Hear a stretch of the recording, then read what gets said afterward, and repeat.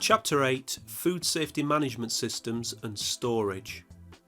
This chapter explains the importance of good systems and procedures in food safety, introducing the concept of a food safety management system based on Haccp principles, and giving you practical ways to apply them as a food handler. It also covers effective simple procedures for handling deliveries and storing of foodstuffs. So come on, let's go and find the guys who've got a pie and a rocket to share with us. Welcome to Chapter 8. Now then, Nick's got a quick quiz for you. I have indeed. What has this beautiful pie, rockets and astronauts got in common? Well, actually, it may surprise you, they've got a lot in common. NASA invented and developed a food safety management system based on the Haccp principles, Hazard Analysis Critical Control Point, to guarantee that astronauts didn't get food poisoning in space. Can you imagine that? In a spacesuit getting sickness and diarrhea, where would it go? Horrendous, Nick. Think of the cleaning. Okay, now this pie also follows Haccp systems, basically from production right through to service. But that's enough from me. I'm actually going to hand you over now to Yoda. The world's leading expert on this subject is now going to deliver one of the finest speeches on Haccp you have ever heard. Marcus.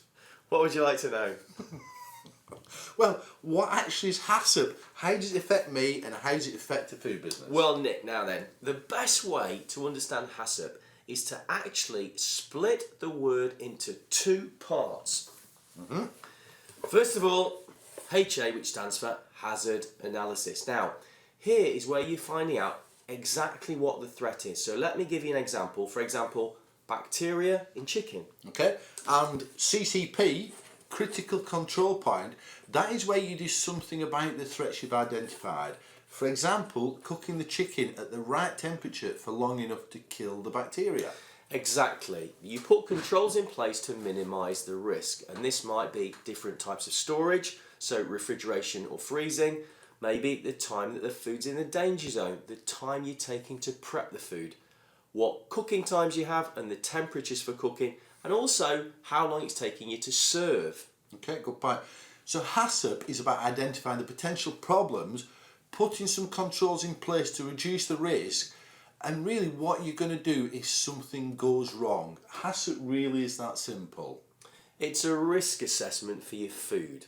And remember, this is the start of your legal defence position, also known as due diligence defence. Now, your position's severely weakened if something goes wrong and you don't have a system in place. Can you actually prove with written records that you've taken every single step possible to protect public health? Yeah, very, very true. So that's right, the consequences of non-compliance with food safety law can lead to anything from an informal warning to prosecution and even the closure of your business, and nobody wants that. So Marcus, Yoda, tell us a bit about Haccp and premises ratings. We can do better than that, Nick. Let's go and look at one. Come on, follow me.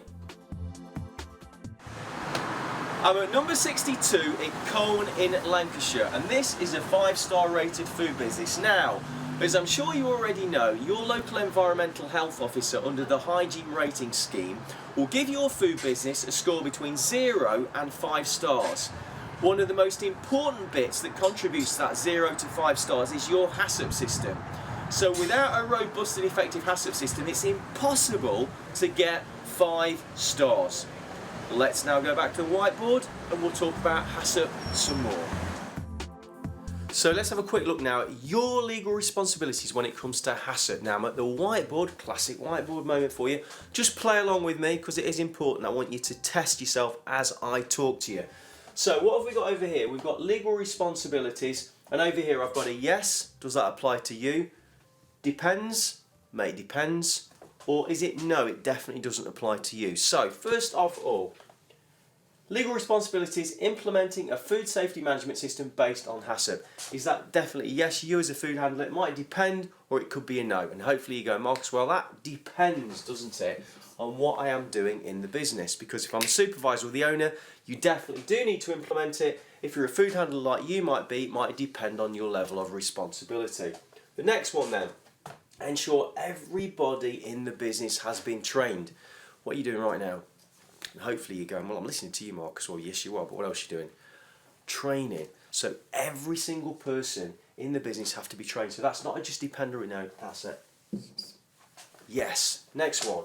Ensure regular monitoring and review. So what do you think your answer is that? And it's probably going to be depends. Because if you take temperatures of fridges, freezers, cooking, etc., you are responsible for monitoring. But as a food handler, you might not be responsible for reviewing it. That might be the supervisor and or the owner. So depends. Last one for you. Legal responsibilities. You acting in accordance with the food safety management system. And hopefully your answer is going to be yes, because every single person in the food business needs to act in accordance with the system. That is your legal responsibility. So they're your personal food handler legal responsibilities. We're next going to have a look at Haccp and controls. So this is the end of the chapter on Haccp, and this is crucial because Nick and I are now going to explain to you what your role is and what your Haccp tasks are as a food handler. It's a team, is Haccp, and if everybody's got to get it right, because if it fails on one, you could potentially kill somebody. You absolutely could. So we're going to start with the middle. So this is the crucial bit that you need etched into your memory banks because there's three things to remember: critical limits, monitoring, and corrective action. So each one of those three critical factors apply to every part of the Haccp process. Yep. Okay, so if you think about deliveries, what critical limit would you set on, say, a chilled delivery coming in? Well, you'd actually set a temperature critical limit, wouldn't you? Yeah, you would. Hopefully you're telling us what the answer is, aren't you? As I'm pointing my finger at you. Yes! And you're going, Marcus and Nick, it'd be between 1 and 5 ideally, wouldn't you be saying? Yeah. Very well done. Frozen, you'd be going -18 to -25. And if it was dried, there might not be a critical limit as such, but you would definitely be monitoring, which is exactly what we're talking about now, to make sure that the food looks okay, and that would be called an organoleptic check, wouldn't it? It would indeed. Now, if when you've monitored it, the critical limits aren't correct or they're exceeded, you are going to take some sort of corrective action, which it would be what, Nick? Well, you turn the delivery away, you refuse it, you send it back. Because if it breaks down there, just think what's going to happen by the time it gets to service. Send it back. Yes, probably not the circle of life anymore, the circle of death. Now then, storage. So again, critical limits. So storage, critical limit, dry. Dry. It's got to be clean. It's got to be safe. It's got to be off the floor. Yeah, so normally it'd be sort of a dark, cool, dry place off the floor to prevent pests getting to the food. Which will be a visual check. Yeah, so that's monitoring again. Monitoring. Right, chilled. Chilled, again, same temperatures. Your fridges have got to be 1 degree to 5 degrees C, and your frozen -18 to -25 degrees C. Not very good, right, am I? Absolutely. So when you're monitoring that, again, monitoring, checking, same thing. If they aren't correct because the critical limits are exceeded, what are you going to do? Take some sort of corrective action. And what might they be this time, Nick? Well, this is where it gets a little bit different. You need to check, obviously, with the owner and manager of the business because you probably have some systems in place. But for example, if you're frozen food and you actually see it's down to say -12, there's a few things you can do with that, isn't there? What's the first thing you're going to do? The very first thing? Let me test you. Check the temperature of the food. Check the temperature of food. Although it might be showing -12 on that, the food might still be at -18 and -15 as it's coming down. Could you actually defrost the food and chill it? Or could you defrost it and cook it immediately? Or if it's say touching -16 to -18, could you put it into another reserve even freezer? There's a few things you can do. It's not necessarily you destroy it, but you need to have a think about it and think which corrective action is going to ensure the safety and the Haccp keeps working. Yeah, also, another corrective action from me, really important point for you as a food handler, is if you find a critical limit that's been exceeded when you're doing your monitoring, always but always tell your supervisor or boss. The next one, prep. Okay, prep. Right, a critical limit in prep, it's not something you'd actually write down, is it? No. However, a critical limit in prep is to keep the food in the danger zone for the minimum amount of time.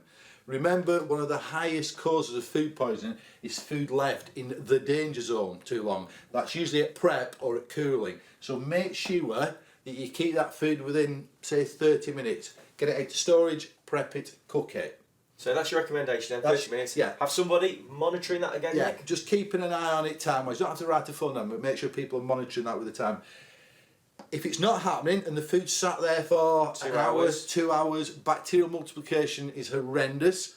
So your corrective action is, have you got enough staff prepping for the amount of food that you're doing? Or is it that you're actually just bringing too much food out to start with and taking a bit of time to prep it? So corrective action is look at how it's doing, maybe more staff, or little and often food coming out, isn't it? Great points, Nick, great points. Shall we just write 30 minutes on there as well then?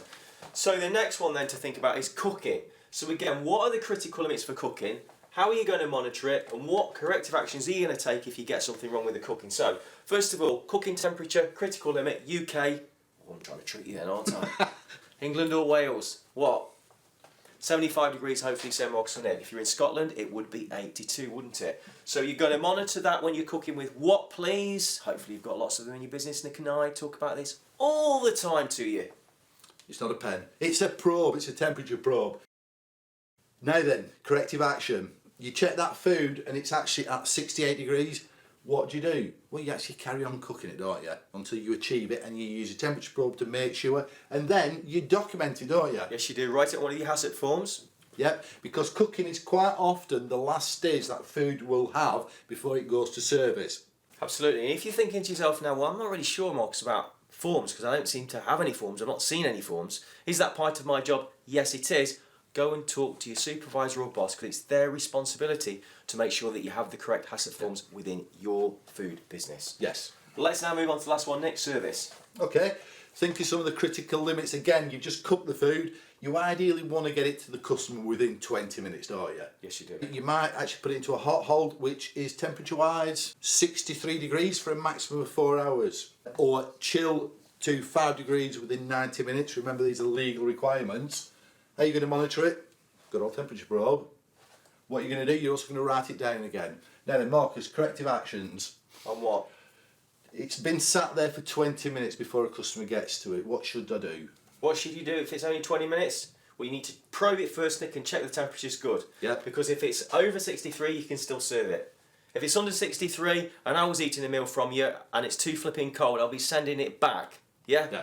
And your customers will do the same thing again. Yeah, so again, it's observing what you can do to correct it. Maybe you need more people at service handing the food out. Yeah. Excuse me, it may be that your hot hold equipment isn't holding at 63, you've checked it, get a new one. Maybe you've just done way too much food again and it's not keeping up to temperature. Little and often is about it.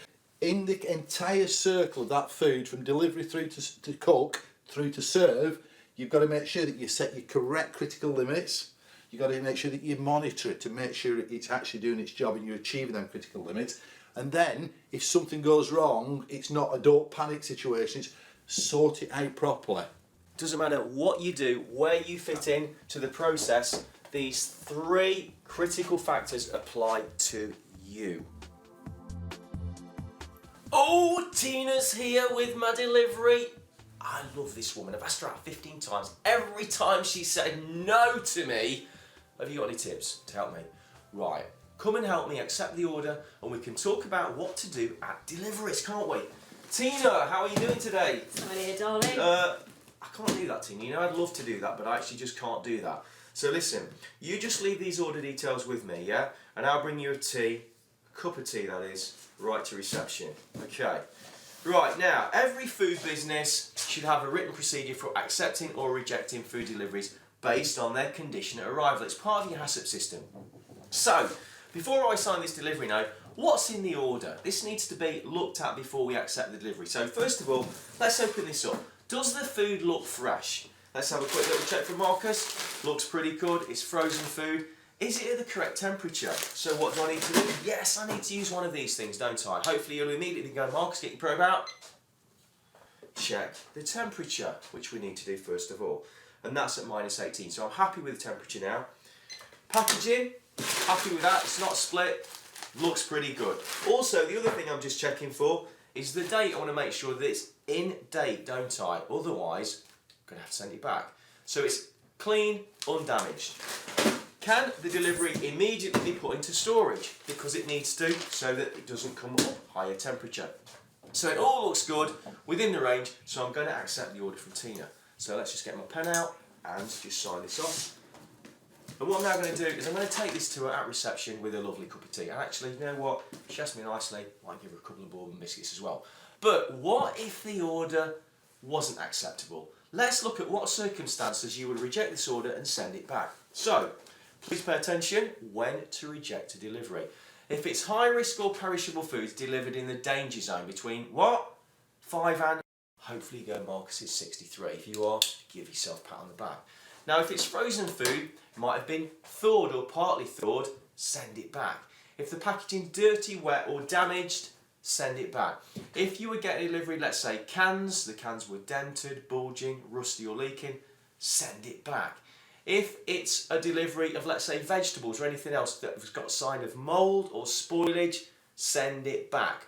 And a moment or two ago, I asked you to check, or I checked, use by or best before date. And if they are past, send it back.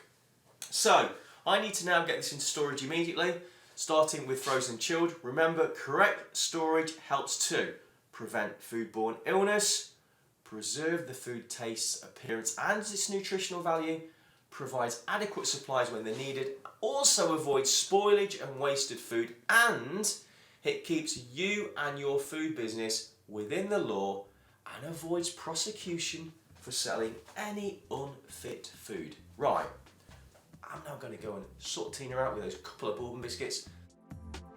I'm now going to talk to you about stacking food in a refrigerator, or you might know it as a chiller. Two different words, same thing. Now in an ideal world, it'd be great, wouldn't it, to have a separate fridge for raw products and a separate fridge for cooked products. But sometimes, if you're a small caterer, maybe you can't afford 2 fridges, it all has to go in one. So if I open this, let me explain to you the best way to do it.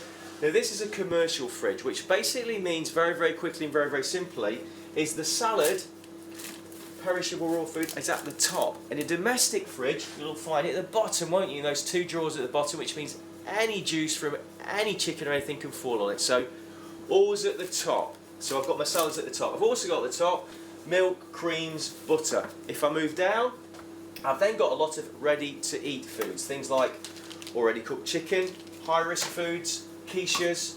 You'll remember a definition of high risk food is high in protein, high in moisture. So they all go on the second shelf. And I've also got over here a lot of condiments, which, as you know, when you've opened them, need to be stored in the fridge. Also got over here some cooked chicken, which we're just going to strip off and eat to make things like chicken sandwiches there. So that needs to be covered up and it needs to be high in the fridge so that we don't get any cross-contamination. As I move down, I've then got my raw foods, chicken, some lamb steaks there, some beef and more chicken. Now, next point from me on this little bit, make sure that all the foods in your fridge are date labelled. So you can see we've opened this raw chicken, it says when it was opened and it's also got a use by date on there. Because you might put it away and know, but if somebody else comes along, they've got no idea when it needs to be used by, and an environmental health officer that visits you will expect to see date labels on products in the fridge. So that's raw, it's going to sit there. If I had any more raw products, they would also sit at the bottom. Therefore, any juices are going to drip down and not onto any of the high risk foods. Now you're probably saying to yourself, I know you are already, so you're ahead of me, what are the eggs doing in the fridge, Marcus? Eggs have a best before, they don't need to be in the fridge, you can keep them out at ambient, so they don't need to go in there. That's it for me on fridges. Well, I can get on the door and shut it. Next up, freezers. Let me now talk to you about freezers. Now, do you remember earlier about bacterial multiplication or binary fission? Well, at -18, recommended limit -18 to -25 for a freezer. Bacteria becomes dormant so it can't multiply. But remember, freezing doesn't kill all bacteria because some foods contain spores and often survive freezing. So once food re-enters the danger zone, bacterial multiplication can start again. So, frozen food should never ever be refrozen to start with, once it's thawed or partly defrosted, because the food may have been sufficiently warmed up by it being in the danger zone for long enough to allow bacteria to resume multiplication. So stacking a freezer, my suggestion would be is place the Raw foods at the bottom, so things like joints of meat, chickens, prawns, things like that. And the other thing to do is actually have them together, because it just makes it easier to find, doesn't it? So sort of a meat section, maybe a fish section, prawn section, something like that. Also, make sure that you place stock with a shorter shelf life at the front, so make sure that your stock rotate it properly, otherwise you're just going to throw a ton of food away, you're going to waste a whole load of money. Also, make sure that it's kept in the supplier's packaging, so it's clean and undamaged, and always reseal that if the packaging is opened. And remember what I've told you about before, if it's been opened, make sure you've got a date label on it as well, so you know exactly when it was frozen. So don't put food which is unwrapped in the freezer. A bit like a couple of bags here that someone's opened, taken a bit out, look at that, got a big hole in, so don't do that. Otherwise you're going to get freezer burn on the food. So that's it from me on freezers. Next, let's have a look at dry goods storage. Okay, let's have a little look at dry goods. Now, we're in our test kitchen. Got this young man watching me. But dry goods need to be stored in cool, dry, well-ventilated conditions. The goods must be kept off the floor with sufficient space so the air can circulate. And also, so you and me can make checks on things like date marks. Also, never stack food in cardboard boxes directly on the floor or against the walls, because what it does is attract moisture from the wall or floor, and that can destroy the packaging. So here are 3 key rules to dry good storage. First of all, food must be kept in secure packaging or containers, because many dry foods do attract pests. Now, although dry and canned foods have a long shelf life, make sure that you check and rotate the stock regularly. And with things like root vegetables, the things like potatoes, turnips, etc, etc, etc, you need to store in a cool, dark storage area. Make sure you keep them away from other foods so that any soil on them can't contaminate any of the other foods. Now over to Nick. Thank you, Marcus. Another couple of tips. You probably use a lot of flour and probably things such as pasta within your business. As Marcus quite rightly said, don't store in kind of cardboard packaging which you usually get flour in. Tip into something like this. The beauty of these is they're airtight containers, they're not going to attract pests, and you can readily see what the product is. Another thing, obviously we've talked about allergies already. Cannon spawn, that's plain flour, it's wheat flour. It does help with that easy identification for allergy awareness. But that's very much it on dry storage.